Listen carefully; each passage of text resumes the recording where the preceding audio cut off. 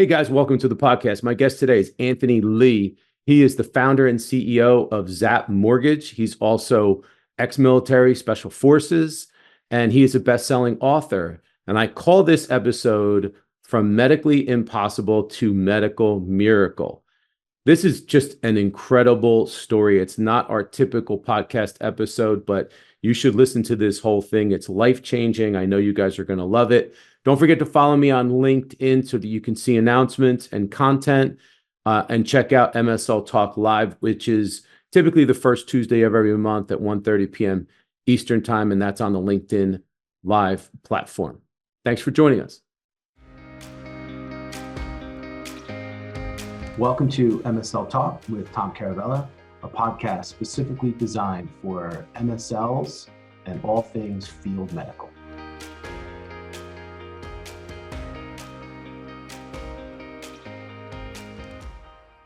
Anthony Lee, welcome to the podcast, brother. What is up, my man? Happy to be here. Happy Friday. Yes. Guys, listen, every once in a while, you know that I bring someone outside of pharma onto this podcast that's just going to provide this very special addition to the MSL Talk podcast. And Anthony Lee's one of those people. He's a life-changing kind of guy. This story, he's going to tell you guys a story that's going to absolutely blow your mind. So number one, strap in. Number two, be ready to take notes. And number three, be ready to share this with people because we are going to take a tremendous journey. So Anthony, thank you for joining us. You're welcome. My pleasure. One, thank you for having me here. I love you, brother. This is going to be amazing. And I look forward to talking to all your listeners because I know this is out of the norm for you. It's out of the norm for the podcast I'm usually on. So this is exciting for me to reach a whole new type of audience. Hell yeah. We're going to get into it real quick, though. We do have a sponsor. Guys, this episode is sponsored by MSL Mastery, which is a program that Sarah Snyder and I started. And our flagship course in the program is called Aspire MSL. So if there's anyone out there that's an aspiring MSL looking to break into industry, go to mslmastery.com and search for our Aspire MSL program. We'd love to have you join us. We're seeing some tremendous progress with all the members that are with us, interviews and job offers and all that good stuff. So check us out at mslmastery.com. So Anthony Lee, we are going to start. Why don't we just go back and tell us about your early years, just so that you can give a foundation to everyone out there of where you've come from and that sort of thing.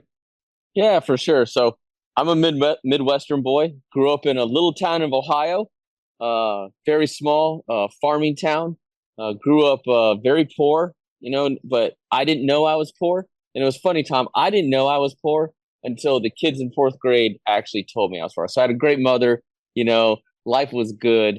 And I loved my childhood growing up, but yeah, I didn't know I was poor until I was told. So, I think that laid the foundation for, everything that I've done in life, because I've always just had to grind and get to it and get after it. So, I grew up in Gallion, Ohio, and then I enlisted into the military when I was 18 years old, for Desert Storm, right in that time frame of life. Entered the military in the Air Force, spent 22 years in the military total. I went from airman all the way to major, 04. So I went, green to gold or a Mustang, whatever you want to call it. So I was part of the Airman's Education and Commissioning Program, got my bachelor's in engineering while I was in, when I had 3 kids. In fact, that's kind of the grind. Like I was doing a second job, going to school, and had 3 kids in the Air Force, all at one time. So I became an officer in the military, retired in 2013, and started my journey to where we're at now. But yeah, we're going to get into that. Town of Ohio. Yeah, we're going to get into that. But I wanted to tell us what made you go into the military. Why did you enlist in the first place? Yeah, so originally, so I was a pretty gifted athlete from the beginning. I could run really fast. God gave me the gift of speed, hand-eye coordination, things like that. So I was a fast runner. And so I wanted to go to the Air Force Academy. All right, one of the service academies. At least I was hoping for the Air Force Academy with the appointment.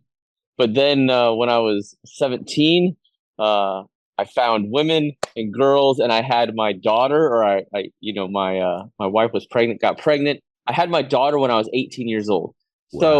So when we were pregnant with her in high school back then, you couldn't go into a service academy with a dependent child. So Mm. my appointment got pulled, and I couldn't go to the Air Force Academy anymore. So I still wanted to go in the military, and now I had a wife and kid to provide for, and I still wanted to serve our country, so I just enlisted in the military Wow. back then. So Yeah, you actually got the appointment. You were going to go I to the did. academy. Wow. That Hmm. guys, that's Yeah, really hard to do. It's really yeah, hard. My son went to the Naval Academy, and it's like impossible to get one of those spots. So to get it and then realize that you don't have it, that's yep, crazy. All right. So yeah, then you go into the military. Tell us, because I know your story and I know what kind of training you yeah. went through, and like basically like they tried to drown you, if I'm not mistaken. Can you tell us about that? Yeah, so part of that. So I was fortunate enough to go through Air Force pararescue indoctrination training. For those of you that don't know what pararescue and training is, you can look up PJ, you can look up Superman School. We're the people that jump out of planes and go save down pilots or behind enemy lines. We're the primary medics on every mission. Mm, So, like if you remember the movie Black Hawk Down in Somalia, the guys that went in there, those were PJs that saved those pilots that went in there to get them. Okay, so we're the primary medics on any combined team, whether they're SEALs, Marine Force Recon, Army Rangers. We're the primary medics on those combined teams if they don't have their own medics. So, yeah, drowning. So, part of indoc training, you could look up what buds are in SEALs and hmm. everything like that. We do our own indoc. The attrition rate is very, very high. I think we started with 176 people starting out. And then by the time we got to Hell Week, there was about 36. And then by the time when we finished Hell Week, there was 9 of us left. 7 people got medically pushed back because they had Mm. broken bones or they were hurt or sick. They couldn't continue. So part of that is being drowned. And it's called either drown proofing and buddy breathing. So what buddy breathing is like you and I grab a hold of each other's one arm, and then the other arm, we have a snorkel. And we're Hmm. just going to hand it back and forth to each other. Mm. But it's not just sitting there doing this, floating. There's 2 instructors trying to tear you apart, trying to not let you breathe, trying to tear this out and drown you at the same time. Jeez. So there's that part of it. And then there's drown proofing. Everyone's seen the videos with our hands and feet tied behind our back. Yeah. Like that's called drown proofing. And to me, that was a place of respite and where I was able to relax just because I could hold my breath for a long time. But to prepare for indoc, we went before Indoc and we used to go to the bottom of the pool and we would back the older pools used to remember I used to have those big metal grates at the Mm, bottom. yeah. We used to grab a hold of those and hold on to those until we would pass out. And then our buddies would pull us up and then, push the air out of us. And then we would all just do that. So we got used to what's called seeing the wizard. We got used to passing out, Come on. right? Yeah. So, we would drown ourselves. So that way, when we drowned during the actual course, it was fine. It didn't phase us. We didn't freak out. And the reason we did that is to pass indoc and then to go to Special Forces Combat Dive, which is the same thing as BUDS Dive Week. In fact, there's BUDS instructors. It's an interchangeable school. And during that, you have what's called one-man comp. And during that, you actually have to go through these series of things as they tie your regulators up and kick the crap out of you. And for that, I didn't want to fail that. I held my breath for 4 minutes before I was just about What? to pass out, and then I came up. So Dude. yeah, drowning That's was a part of my life for a long time. that's crazy. I mean, that's Yeah. just straight crazy. Like most people, that's nuts. Yeah. Um, so well, let me ask you, like what like you said, see the wizard, like what it they say that drowning, like you go into a state of euphoria. Is that true? It's it, it's when they say euphoria, I guess it's euphoria. Like what happens is you just get these lightheaded. You get kind of euphoric or just lightheaded, and then all of a sudden you start seeing these stars, and then Hmm. everything just goes like this. Like it's just Wow. like that. It just goes dark, and then Yeah. you wake up on the side of the pool. Like Jeez.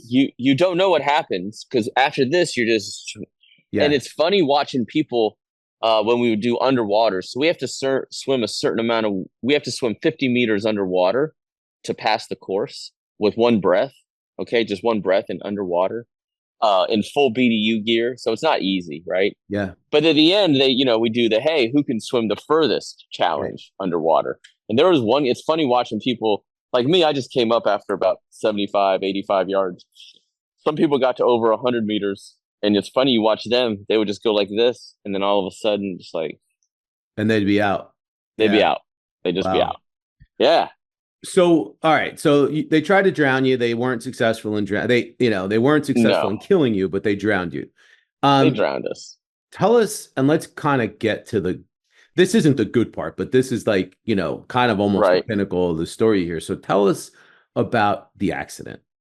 Yeah. So we also go to what's called Halo School, high altitude, low opening school. That's where you see in the movies. You jump out of planes, like skydiving, and you open really low, and then you come in and you do your stuff. Well, I came in and on a jump, I was coming in how you usually land. You see skydivers who come in and they land like this, right? And you just kind of float and land down there. I was still coming down. So this is my canopy. I was coming down. My canopy was here. I was here. I was swinging into the ground. My foot caught a piece of cement about 4 feet while my canopy was driving me into the ground. I was going 121 miles an hour. I hit this piece of cement. I severed my ankle, severed my patella tendon, broke my neck, broke my back. You could see my hand. You can see the scars in these knuckles here. Mm-hmm. Scars in these knuckles was from the moment that I felt my foot hit that thing. I pulled down so hard that I hit that pavement and it poked hole. I mean, it just put Wow. holes in my arm.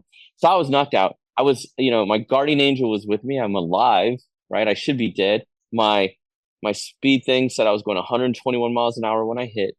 I had 8 different surgeries. The doctors said I would never run again.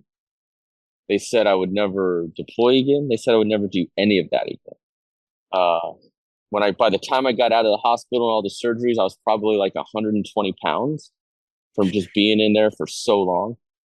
Wow. Um, so yeah, but they were wrong, right? They were all wrong. Now, I'm not saying that it doesn't hurt to wake up every day or doesn't Yeah. hurt to do things, but I do it anyway. Well, Yeah. and let's go back because you said guardian angel. I know that you're a man of faith. Can you tell me, Yes. so did you find your faith before that? Did this bring you to your faith? I'd been a Christian growing up, right? My mom raised me as a Christian growing up. But as you go through, your 20s and especially being in that special forces field, we have faith, but it might not have been as much.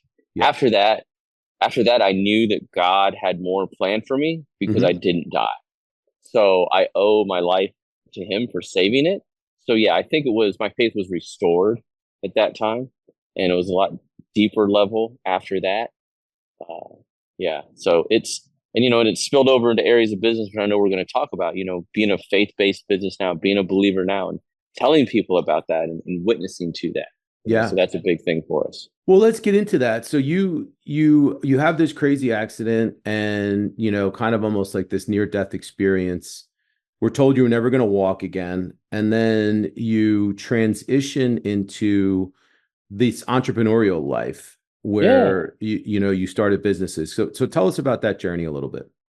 Yeah, so I retired from the military and I started because, I'm into athletics. So I've done 17 Ironman triathlons, done over 250 marathons.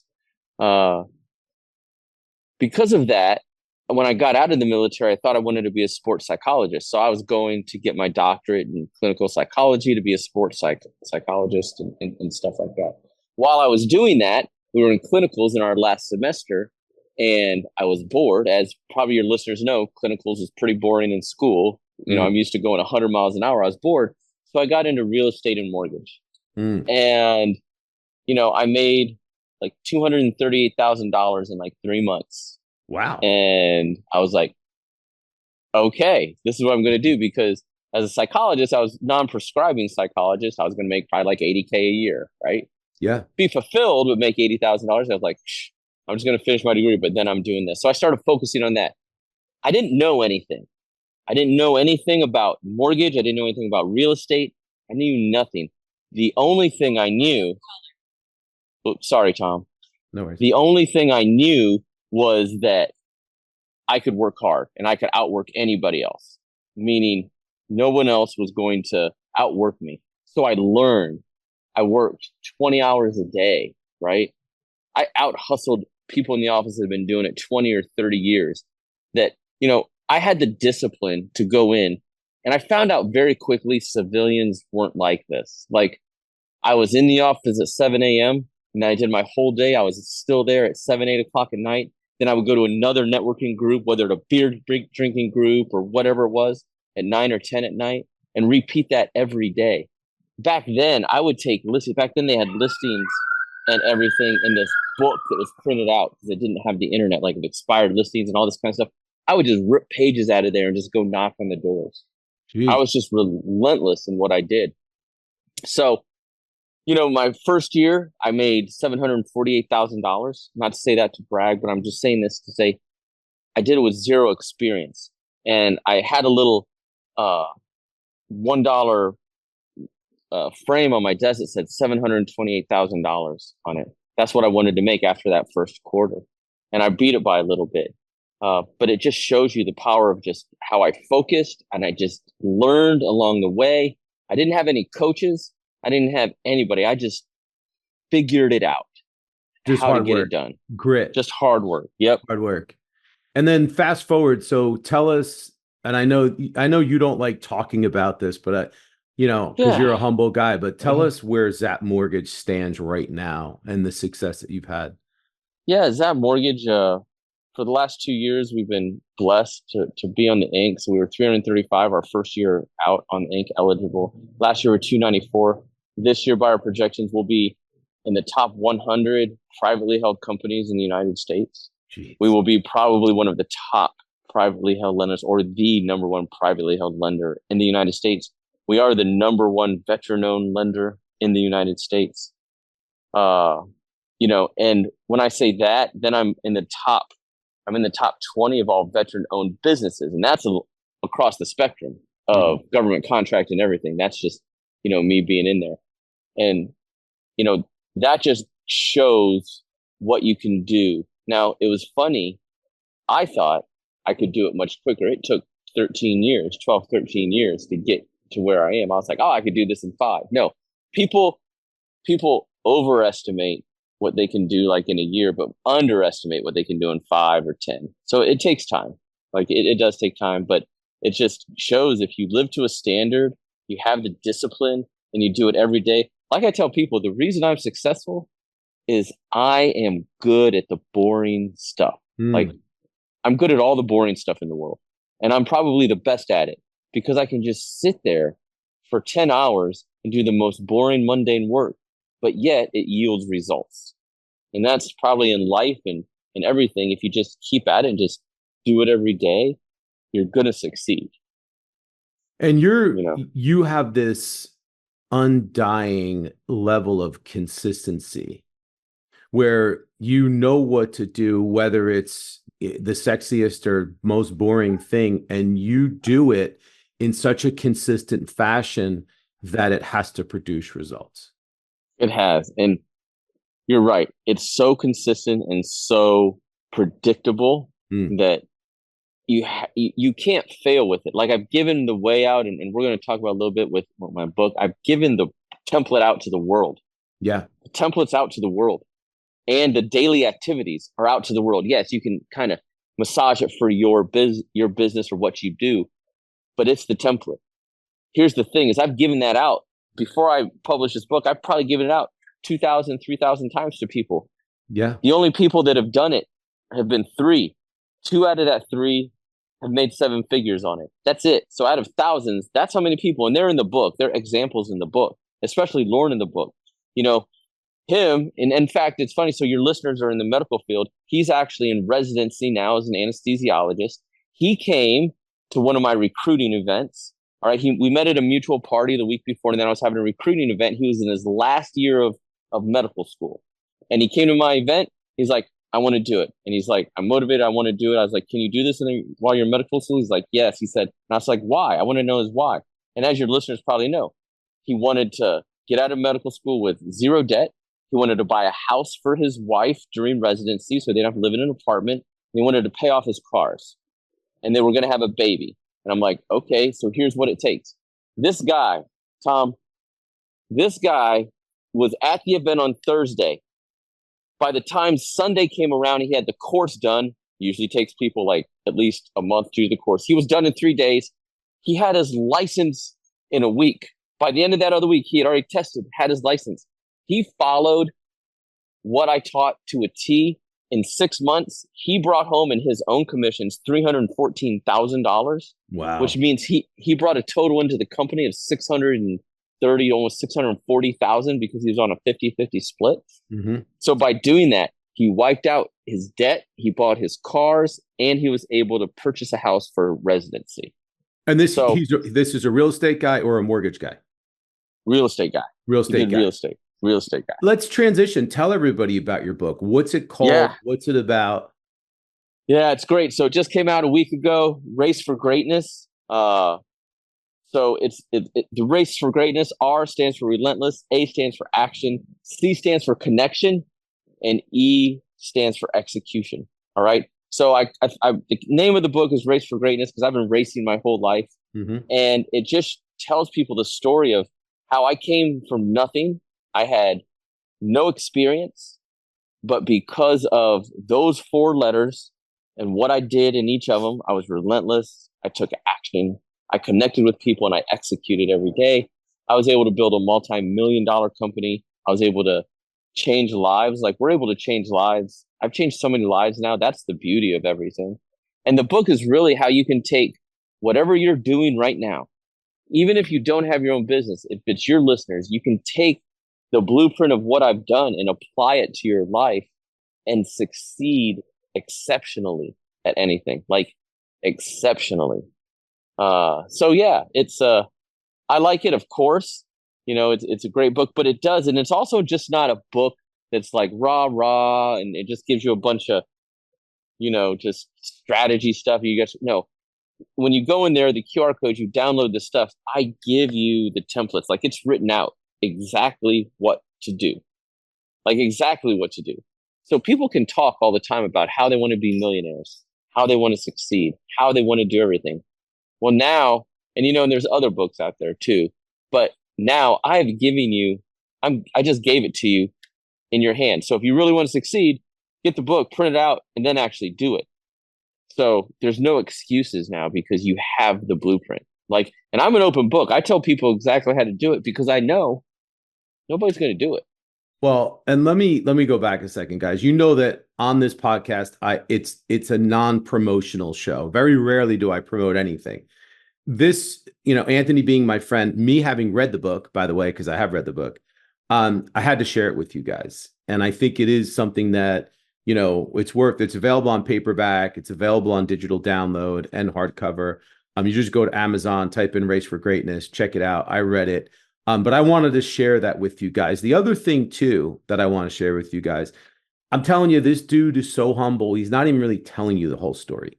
So his company does hundreds of millions of dollars a year, and he gives most of it away. He gives most of it away. And it's funny. So, so we are a faith-based Christian organization. I make no qualms about I'm a Christian. We hire Christian people. We do that. Like that's what we do. And we're very philanthropic. Like our philanthropic arm is huge. When I started this company, it wasn't to make money. I started it to give money away. My goal was to make as much money as I could, make the company break even. I have some money to pay for my house, and then I just give the millions away. We help homeless women and children. We help veterans buy houses and free cars, all that kind of stuff. Our goal is, for every 100 million we make, I want to give 75 million of it away if I can, right? That's the goal.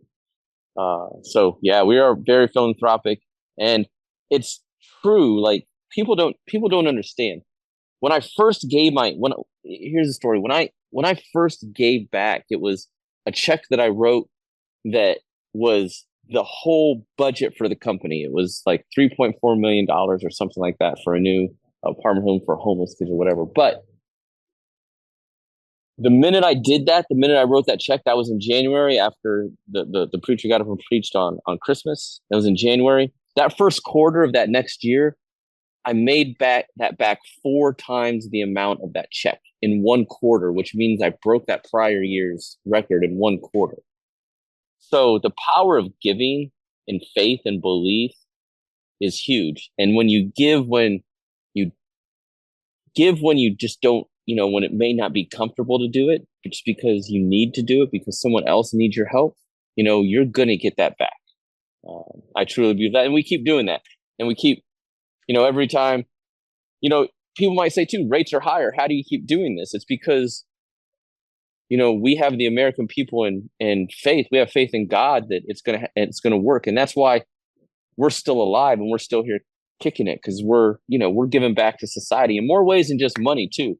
Like people getting into houses, we help people down to 500 credit scores. We do different things in lending that no other lenders do.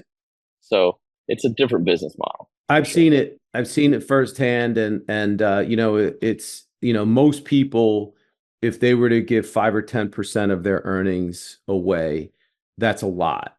This guy's giving 75% on hundreds of millions of dollars. So I just thought that was something that I wanted to mention. And you guys know, again, I'm going against the grain here. This isn't a normal program for this podcast, because normally I don't promote anything, and I don't involve religion or get spiritual on this show. You guys know that I'm also a Christian, and I have strong faith. I very rarely talk about it on this podcast. I have in the past, but I first of all, I love this guy, and I wanted to share this incredible resource with you, but also this great story. So Anthony, tell everyone, I know that you and I are both fitness junkies. You take it to a whole nother level. Tell everybody what your fitness goal is for this year in 2024. Yeah. So, Tom, you're a beast. If you guys don't know it, him and I, if we look at us, we're both in our 50s, right? But because we take care of ourselves, some people can't tell. But yeah, so this year I'm running all 6 marathon majors in the world. What that is the 6 largest marathons in the whole world in 1 year, 1 calendar year. That's the Tokyo Marathon, Boston, London, Berlin, Chicago, and New York. I have completed Tokyo, Boston, and London already. Tokyo was in March, and then Boston and London were in April. Boston was on a Monday, London was on a Sunday, 6 days apart. So I finished Boston on Monday, got on a plane on Tuesday to London, ran a marathon again on Sunday in London. So the normal journey for this is anywhere from 10 to 20 years for people to do this, to be able to do it, to do all of them, let alone do it in 1 year. I think there may be 24 people doing it this year. That's it. Out of all marathoners, since they started recording all the majors, and it's called the Grand Slam of Running. So when the reason why people do all 6 is because you get this big medal, and it's the marathon majors. It's a 6-star medal. This year, I think, and I added it up, there was less than 100 since they started measuring this that's ever done all 6 of these in 1 year. So after this year, there'll be a little bit over 100. So if you think of the millions and millions of people that run a marathon, those of us that have done it and all in 1 year, it's like 0.00001%. And that's why I chose to do it, because this is hard. The running's hard. Trust me. Doing a marathon within 6 days of each other, that was hard. But getting into them all was even harder. I started planning this in 2022. The year when I applied for the London, when I got into London, 538,000 people were on the ballot to get into that. This year, for the 2025 race of the London Marathon, 1,038,000 people have applied to get in. So your chance of getting into this race, into London, slim to none. Boston, you have to qualify for. New York, I've tried to get in for 9 years, and I finally got in. I figured out how to get in. That's how hard these races are to actually get into to do. So doing them all in 1 year, it's been an adventure so far. It's a big deal, man. That's a big deal. And guys, he's gonna do it. Now, here's the crazy thing. let's go back a second. The doctors told him he would never run again, right? Yep. Yeah. They said I would never run. If you see like my right knee, there's this big divot there, and then because there's no patella tendon there anymore, like real patella tendon. There's a couple little things holding it together there, but not the patella tendon. If you look down at my ankle, you'll see all the damage from where that got broken. Of course, my neck and back. And then not to mention, I have 2 screws in my foot. Now that 2 screws was from the 2015 Boston Marathon. I broke my foot halfway through. I continued and finished. I didn't quit, but I broke my foot at mile 10. And so, I got 2 screws in my foot down there now too. Dude, I tell you, it makes me feel like such freaking, in the gym lifting weights, and you're out there running 6 majors in 1 year. So let's for all of there's a lot of people that listen to this that are, high performers and personal growth junkies. What advice do you have for those guys? One, keep learning and keep growing. No matter what you're in, no matter what industry, no matter what place, you can always learn, and then be the best at whatever you're doing. If you're out there sweeping floors, be the best at sweeping floors. If you're out there being the best MSL in the world, be the best MSL, but do what it takes to learn. Like the best people in life and the billionaires and millionaires you see out there, we're constantly learning. We're constantly learning new things. We're going in, we're inquisitive about things. We're not stopping that learning process, because the minute you stop learning and growing, that's when your growth is going to stagnate. I spent years going to Tony Robbins seminars and listening to him and doing things like that. And, it's true. You got to keep growing, and you got to keep, executing on the ideas and the things that you have to and that you want to do in life. And whether your goals are relationship driven, business driven, whatever they are, physically driven for fitness, stick to them, write them down. I'm a big believer, huge believer in then, waking up, writing down your goals every morning, writing down your goals every night. Because in the reticular activating system, when you write stuff down, when you see it, write it, speak it, it comes to reality. You can manifest it into reality, because you're doing the things in your life and the actions that are going to get you to where you want to be. So everybody out there, they're listening to this, just keep on learning and growing, and just have fun. And remember, time is short. You think you have time, but you don't. Average age, to say males, are 78 to 80. I'm 51, right? That means I have 29, 28 summers left. I put everything in summers. I have 28 summers left, Tom. That's it. And I have a lot of stuff I want to do. So, so think about it. Think how many summers you have left and what you want to do. And you don't want to work until that last summer. You want to take some off. So really, you have only a certain amount of time to get certain goals done. I told you guys this would be good. Ant, I love you, man. You're the best. Thank you. Yeah, brother. Thank you for coming on and telling your story. Thank you, man. Thanks for having me. Thanks to your audience. I hope you guys get something out of it. I hope you learned at least one thing. If you ever need anything, just reach out. I'm on social media. I'll help you out, answer your questions, anything you need. Guys, ZAP Mortgage, if you're looking for a mortgage. And don't forget, go pick up Anthony's book. It's called Race for Greatness. It's on Amazon. We'll see you next time, guys. Thank you for joining us. Anthony, thank you again, brother. Love you. See you, man. See you. Thank you so much for listening to the show. And if you enjoyed it, please subscribe so that you don't miss an episode in the future. And feel free to leave a rating or a review or a comment. Thanks again, and we look forward to seeing you soon.